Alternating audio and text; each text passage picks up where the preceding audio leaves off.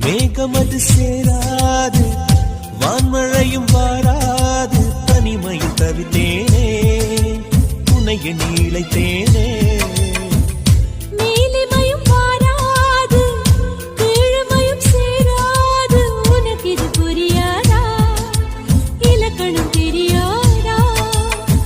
சம்மதங்கள் உள்ள போதும் வார்த்தை ஒன்று சொல்ல வேண்டும் வார்த்தை வந்து சேரும் போது